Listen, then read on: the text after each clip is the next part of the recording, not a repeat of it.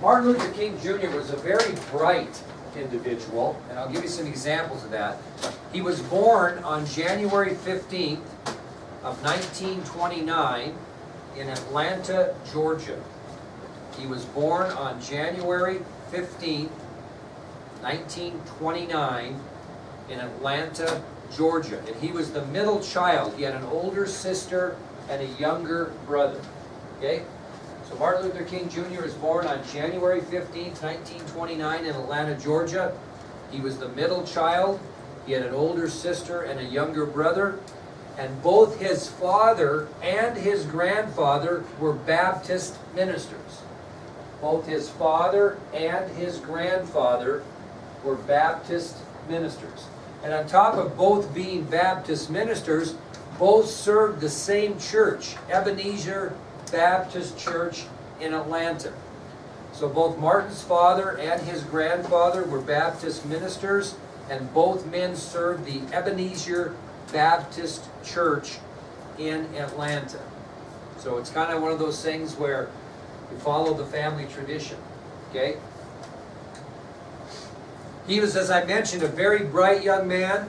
He skipped both his freshman and his senior years of high school and graduated from high school at the age of 15. Skipped his freshman year of high school and his senior year at high school, graduated from an Atlanta high school at the age of 15.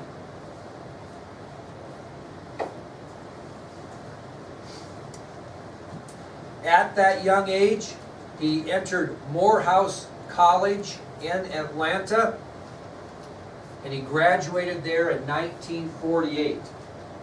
Okay, he entered Morehouse College in Atlanta after his early graduation from high school, and he graduated from Morehouse College in 1948. Just 19 years old when he graduated from college. He then decided he would go to graduate school and enrolled at Boston University. He decided that he would go to graduate school and enrolled at Boston University. Ironically, if you want to put two and two together, that was the place where Travis Roy played collegiate hockey in the movie 11 Seconds, which was Boston University. He went to graduate school, and during the time he went to graduate school, he met his future wife, Coretta Scott. Here's a picture of her right here, Coretta Scott. The couple married and eventually had 4 children. So during graduate school at Boston University, Martin Luther King met his future wife, Coretta Scott, and the couple married, eventually having 4 children. They had 2 boys and 2 girls.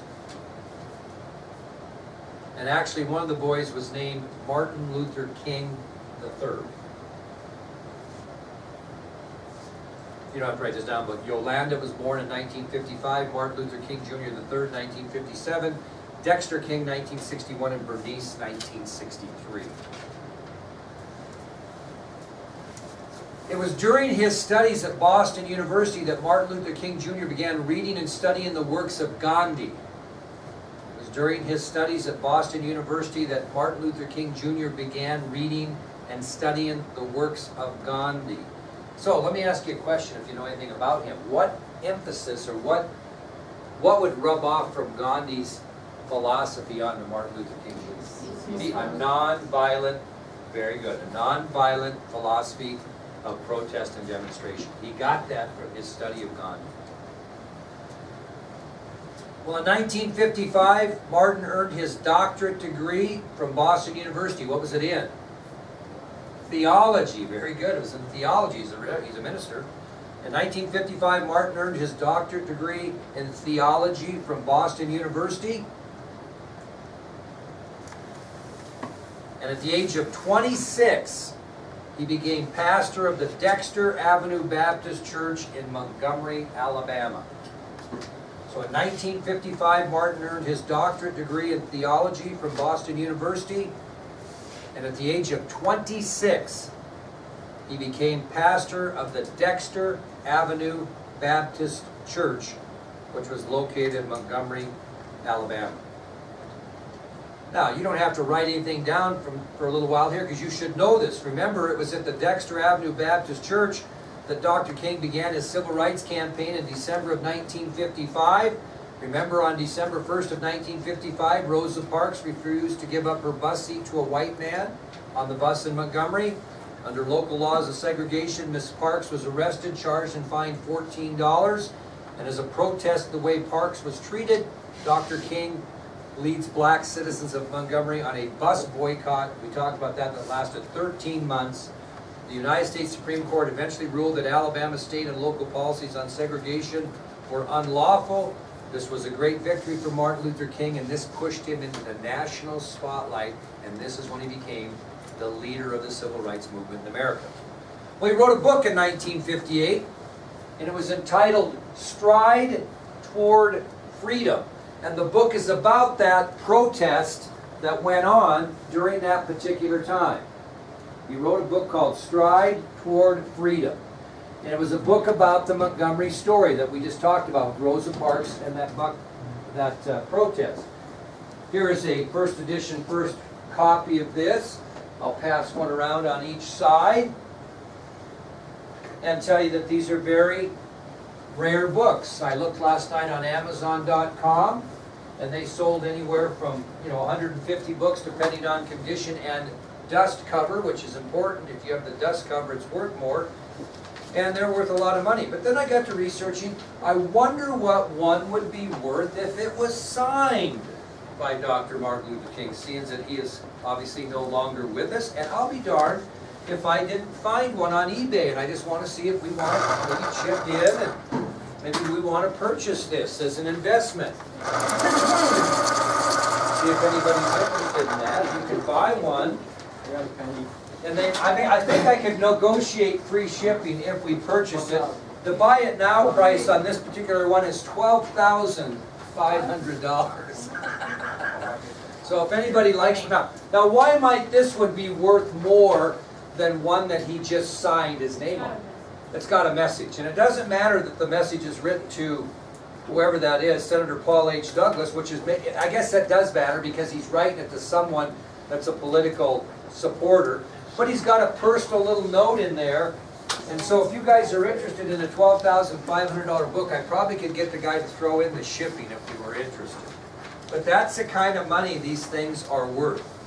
But anyway, it was a very well sought-after book entitled Stride Toward Freedom. There's not a lot of them out there. There's many, but not a lot. And so if you get a first edition, first printing, you're going to pay a minimum of probably $150 up to $600 or $700 unsigned. I might have the one here. Yeah. Well, we go back and forth a little bit. I give them books and they give me books. Anyway, as I mentioned, the book was written about the Montgomery bus boycott in the late 1950s. You know where that actually was? Where do you think I got that? The school books. No. You know when they put the books out on the table and say you can have these books? That just happened to be in there. And I went, oh. Anyway, moving on. It's kind of interesting because obviously to sign these books, he wanted to make a little money for the civil rights movement, so he had a book signing engagement in September of 1958. And it was in Harlem, New York. And a book signing is when somebody writes a book and they will, if you buy the book, they'll sign it for you. And sometimes, have you seen this? Sometimes they'll even charge you to sign it depending on the situation. Well, Dr. Martin Luther King Jr. was at a book signing engagement in September of 1958 in Harlem, New York. And all of a sudden, while he's at this book signing, he was stabbed in the chest with a letter opener by a demented woman. Crazy woman. Stabbed him right in the chest with a letter opener. You all know what a letter opener is, I assume. Could be dangerous, obviously. That's right. Now, obviously when somebody stabs you with something, you pull that out. Try not to. Well, doctors who treated Dr. King stated that if he had sneezed or coughed while that letter opener was in his chest, it probably would have killed him. I mean, it was that serious. So doctors who treated Dr. King stated that if he had sneezed or coughed after the stabbing, he could have died easily. Well, they took the letter opener out of his chest, and you know what the scar was in the shape of? Cross. Seriously, he has a scar in the shape of a cross, or did, from the letter opener that was stabbed into his chest.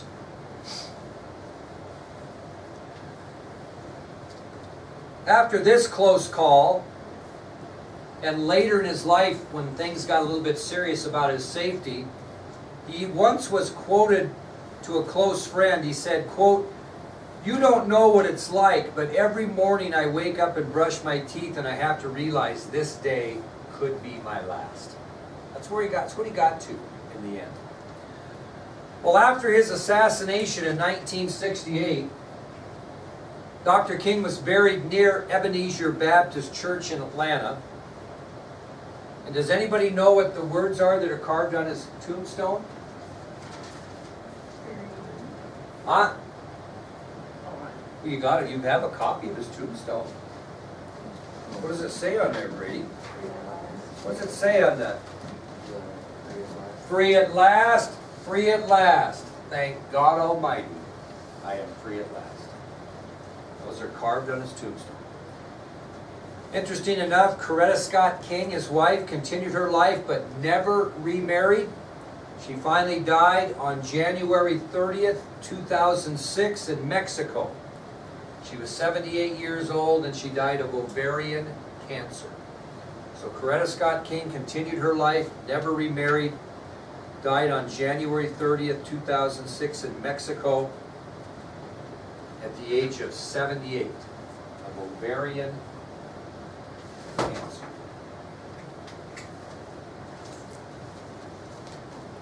Now we'll talk about this. This was pretty interesting in 1968.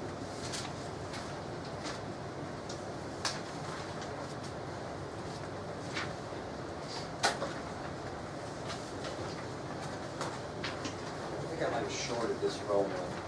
Do you have enough, Taylor? Yeah. Short one? Short. Okay. And the subtopic here is the 1968 Summer Olympic Games, a protest for the ages. Oh, did I miss you? I'm sorry. The 1968 Summer Olympic Games, a protest for the ages. So keep in mind, we're in the middle of the Black Power movement. We got the Black Power movement fighting the Martin Luther King philosophy. Things are in uproar in the United States in the 1960s concerning civil rights. And probably the most notable protest of the 1960s would be the one that occurred during the major sporting event covered worldwide known as the 1968 Summer Olympic Games, specifically in the area of track and field. So the most noticeable protest of the 1960s could well be the one that occurred during a major sporting event that was covered worldwide, the 1968 Summer Olympic Games, which were held in Mexico City.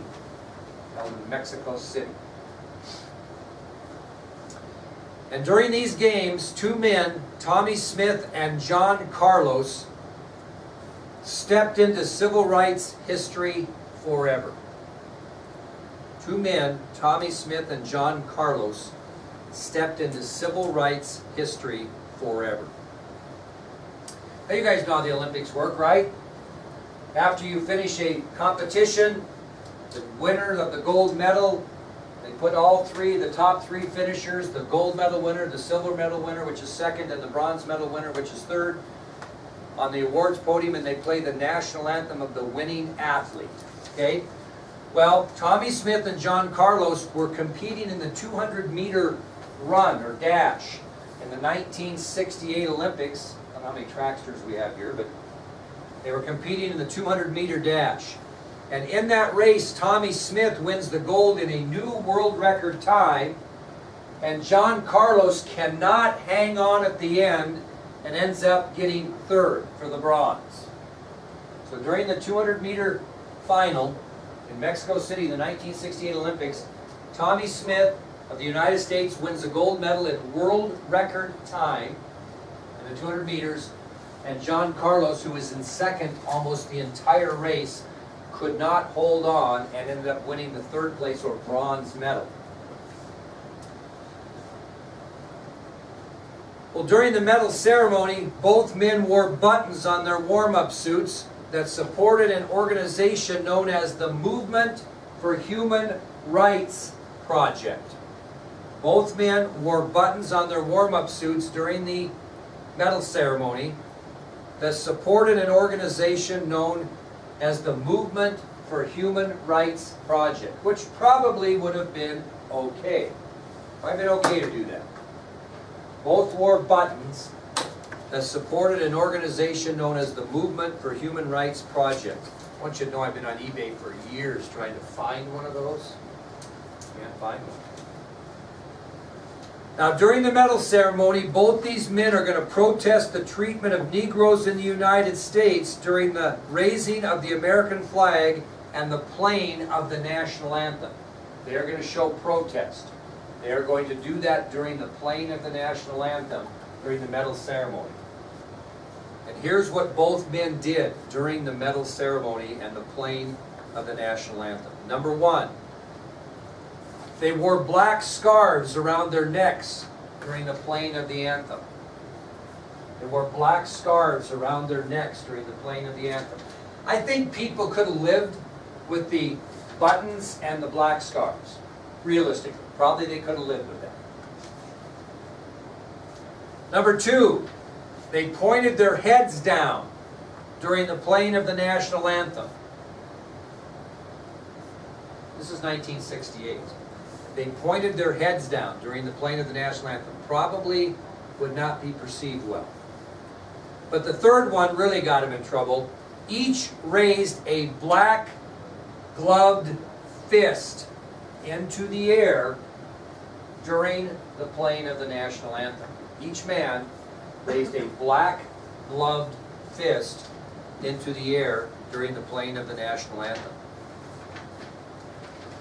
Well, as you can imagine, in 1968, people around the world, especially white people, were absolutely in shock over this blatant show of disrespect, in their opinion, to the American flag and to the national anthem. It was not perceived very well at all. The athletes were allowed to keep their medals, contrary to popular belief or rumor. You always hear they were stripped of their medals. They were not. Although the athletes were allowed to keep their medals, they were immediately suspended from the Olympic Games and expelled from the Olympic Village. In other words, they were sent home and were no longer able to compete. So although they were allowed to keep their Olympic medals, they were immediately suspended from the Olympic Games and expelled from the Olympic Village.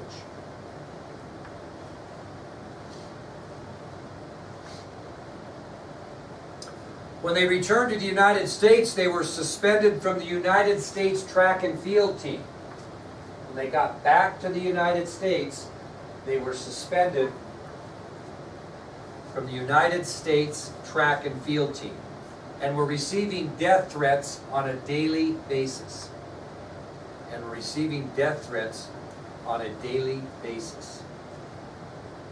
But their lives continued. Smith and Carlos both played in the NFL.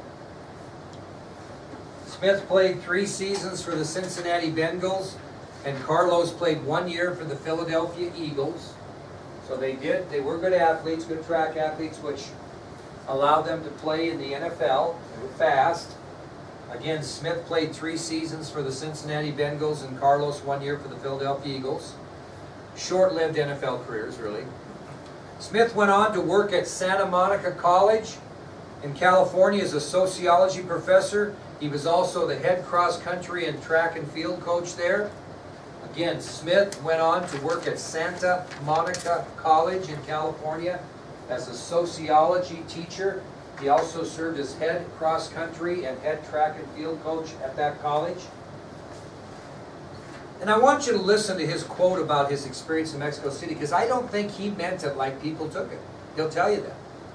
He said, quote, "I don't like the idea of people looking at it as negative.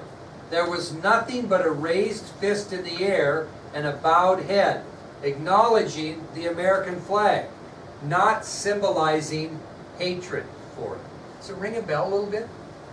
these athletes are doing this now, are saying the same thing. Hey, we are not, you know, disrespecting the American flag. We're not symbolizing hatred for it. We're simply protesting what our feelings are. I still, in my conservative mind, don't think that's the way to go. But this certainly was well noted in 1968.